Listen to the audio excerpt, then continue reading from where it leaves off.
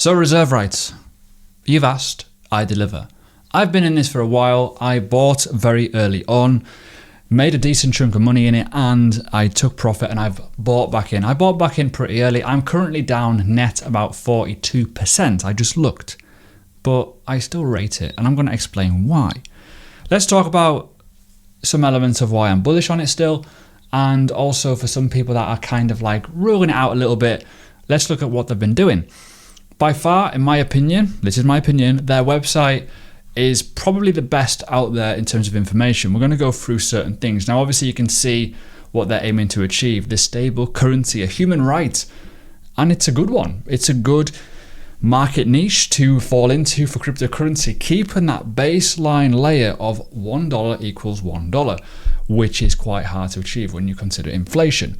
Now, you can see on the intro video, there's a big intro video in terms of how price moves and stuff. Really, really good information, in my opinion, on this website that will really get you to understand what is genuinely happening here. When we talk about the about section, to us, money is not a dirty word. And all the information is here in terms of the ecosystem, how it all works, for you to do your research. And now a lot of people have kind of said that to me, that our RSR is dead. It's just Nevin's a scammer, all that. It's like, no. This project has been building up nicely and it looks really good in terms of what they've built. There's some elements that I'm not liking, but there's some stuff on here that I'm like, this is so much better than what it was in 2021 when it reached all-time highs. And I think people need to get their head around that in terms of a bear market, which is why an exit plan is going to be very, very interesting to talk about. Now, for me, when we talk about this, that's our ecosystem. A lot's happened in the last few years when we talk about likes of some new elements around the DeFi world. It works now, weirdly. So big changes. When we talk about what's actually been happening, live stats, you can see here, you can see over the course of time, people are actually genuinely using it. The accumulative RSR income for the stake side of it, then you got the accumulative holder, the TVL, all this kind of stuff's here. And even a market cap of the R tokens is currently sitting at 23 million, right? It's not really got off the ground yet. When we talk about transaction volume, you can see here 24 hours, 4.7 million. Okay, so there's stuff actually genuinely happening here, which is important to see. Nothing groundbreaking, but it's building. It's slowly getting that network effect. And this is in a bear market with, in my opinion, a forgotten token. When we talk about other elements around this, we're talking about staking RSR on Ethereum and Base. They're now on the Base protocol. Deploys on Base, pretty interesting. There's versions of 3.0 or version 1, release 3, sorry, in terms of what they're aiming to achieve. So they're already developing more and more stuff. It's not like it's dead. It is still here. Finally, we could talk about staking. As I say, the staking on Base and the Ethereum network, you can stake this. There's a lot of things happening where you can do a lot of things. So, like I say, going back to 2020 and 2021, none of this was out. None of this at all was out. And now the price is on the floor, and we're at this point where they've developed a genuinely decent project, right? Pretty awesome. The final bit I want to talk about is obviously the change. Now, this is a big thing that I often get criticized for because I shout people down, and I don't mean to be a dick, but a lot of people go, it's going to go to like $1 and we're going to make very, very unlikely to just go $1 very, very quickly. It could go to $1, but I'm talking to people that go, it's going to go to $10, $20. The reason why I say that is because the supply has changed since that early period. When I was a holder, it had 10 billion tokens out. Now there's 50.6. Now there is going to be a remaining 4.9, right? 49 billion, sorry, still in that slow wallet. This slow wallet is controlled by the project and used to fund the R token adoption initiatives. So as it develops, as it grows, they're going to be using that fundage to make things better. It is a hard-coded 4-week delay after each withdrawal. So you will be told when it happens, right? So again, it's also, if RSR holders do not agree on the proposal, it will not be, all that kind of stuff is really, really important in terms of governance. It's a well-run machine. Kind of works. But let's talk about it. What has happened to the price? Well, you can see this. And yes, we are pretty low. And this gives me bullish feelings. It actually makes me want to buy a little bit more at these lows, just a dollar cost average. But as I say, yes, I'm down roughly 40%. But what I say to people is I'm risk-free. which is good. So if we go up to certain levels, it could be pretty cool. Now, what I want to do before I go into price and stuff like that is to go into the coin perspective, because as I said before, a lot of people are talking like it's going to go back up to, say, its all-time high, which is roughly around here, to be fair, in terms of 11 cents, give or take. But that is pretty savage when you think about that kind of market move. But it isn't impossible when you think about the fact that it's a $6 billion asset, right? But when people start going, it's going to go to $1, I'd love it to. Love it to. Absolutely love it to. Is it unlikely? Probably. So try not to get too overexcited about, look at how many, look at the supply, all that kind of stuff, right? Is it impossible? No. Is it unlikely? Possibly. But would I take it? Of course I fucking would. So yeah, just be mindful of that. Anyways, so let's get into the chart. Let's look at where we're going to go for our exit plans. Now, I don't want to use a log scale much. Sometimes it's nice to look at the log scale to see key levels, but at the same time, it's not going to marry up perfectly to the fact of what the chart is saying, right?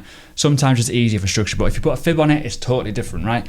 Now, I'm going to be a little bit ballsy here and say, well, yes, if we go from the low here to the high, it's a lot of money. It's a lot. We know that. We've looked at the coin perspective, right? But the reality is there's going to be some key levels that we need to look at. The first one is obviously here, right? Kind of the biggest, juiciest level you can find. This is kind of obvious, right? TB, 10% at least. You've got to take some money off the table here. If you don't, you're probably setting yourself up a little bit to kind of like get a bit shot at. Now, I'd say to me, probably 10% because I've got most of my profit in the market in this as well, so it's fine. But if you are like at risk here and you're like, well, I've bought here, probably take more than 10% because I just want to give you a little bit of an element here. If you're buying like a couple of weeks ago and you're going up to here, you can see that number is getting pretty drastic. Take some money off the table, right? You may want to look at other structure points a little bit higher up, maybe the 1 cent mark, as a potential TP. So I would say discretion here, but this is my exit plan, not yours, but learn from it. You may be looking at 1 cent as a potential area where you're going to make at least 5x, at least. So be mindful of that. Obviously, we've got to take a bit more off the table too. So when we start looking a bit higher, I'm looking at 3 cents. It's freaking obvious. Look at all these levels. If I go to the line chart, you can see that 1, 2, 3 levels of resistance. Now from that point on, I'm going to be taking more than 10%. I'm going to be taking 20 off that one. And then we're at the point where it's like, we're doing all right. Dollar cost averaging is working well. And as I say, I might well be buying some more at some point. Just depends on where it goes. Fundamentals. Remember that the project could change at any point and always keep up to date with it. Now, again, it's not always good to do just technicals in this. You've got to keep up to date. And the one thing that people do forget is fundamental analysis. If something has changed for the worse, look at taking maybe more profits. If something changed for the better, maybe you want to ride a bit longer. And then you've got an element of let it run. Now, my let it run is going to be a lot earlier than this because I fundamentally said this. I think going to like its all-time high at roughly around 12 cents or whatever it was, may be a lot harder to achieve because the supply has massively changed, okay? Now, that's just saying that it's going to be bad or it's not going to work. I'm just saying the probability of it doing an all-time high is a little bit harder to achieve now. So in my opinion, I'm going to just say this very, very simply. I think the let it run situation is going to be from literally this point here, roughly from 6 cents onwards. And you got to look at the fact that, well, if we are on a let it run, it's potential that it could go much higher than all-time high, but at the same time, I don't want to be caught out. And if that is going to happen and we're going into this box, I'll be taking profits a bit more aggressively, but at the same time, I will keep some in, which could be 40, 60, 70, however many percent, or even 10%. Let it run to see where it goes, because you just don't know. I always say this, and a lot of people, think that they can go from the low to the high into these levels. There's a high chance that even if that does happen, you are not going to be like waiting for it to keep going up forever. You must take some profit off the table at some point, surely. God, you have to. But some people don't, right? You've got to pay yourself at some point, and this is how the art of investing works when things go to plan. Some people, and I've said this in my Patreon yesterday, feel free to jump in, by the way, because I've been some corking videos on there recently. A lot of people were saying about profit taking and stuff like that, and I was saying to people, a lot of people who are new in the market will not want to take profit because you'll think it goes higher. Even though you've made a load of money in unrealized profit, that realization of profit has to happen. And I'm genuinely being serious here. If you get to a point, if RSR becomes a success, it might not, it might completely fail. It might. If you get to, like, say, 6 cents and you've been buying at these lows and you've not taken anything off the table, you've got to give yourself a rattle, because if you are looking at, say, even if you put $500 in, right, at the prices today, let's just say, I don't know, let's just say you bought 100,000, right, which doesn't sound mental at all.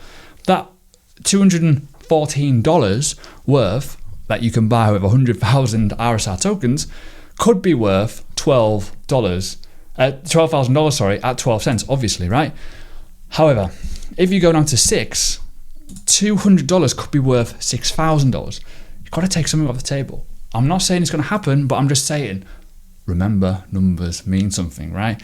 Remember, if you've got that on the table from $200, should really take something off the table just in case. But you might have $1 million. You might easily have $1 million. What about if you do? Got to remember the real numbers here. So that's kind of where I'm at with this. Kind of makes sense in my eyes. Don't want to take profits too early or too aggressively, because if it gets to a certain point, it will run. But at the same time, though, once it gets to certain levels, it will probably be quite hard to carry on because of the supply. It may never get up here. But up here, there's TPs. Be dynamic. Take some money off the table, because you never know how much you might get. So yeah, anyways, if you enjoyed this video, leave a like, leave a comment if you want me to do more. And yes, I know, it's been a while since I've done RSR, but there you go.